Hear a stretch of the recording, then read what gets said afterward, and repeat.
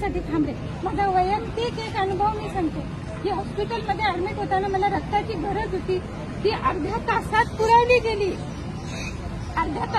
गेली. माझं आयुष्य बळकट केलं. माझा संसार सुखाचा आणि समाधानाचा केला. हे उपकार प्रत्येक माया बहिणीने लक्षात ठेवून सरळ हाताने मदत करणाऱ्या या देव माणसाला फक्त एका बोटाने मदत करा. फक्त एका बोटाने. कार्य अनमोल आहे.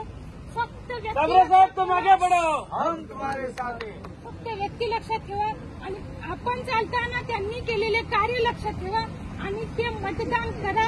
आपलं जीवन कृतार्थ होईल की आपला माणूस आपल्या पुढे उभा आहे. मंत्रालयात आपण टीव्हीवर अनेक बघतो.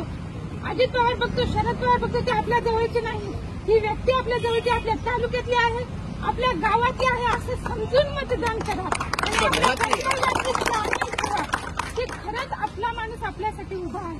आपल्या पाटील समाजाला, आपल्या या वाडे तालुक्यातील पालघर जिल्ह्यातील समाजाला आधार नाही ही सत्य घटना आहे.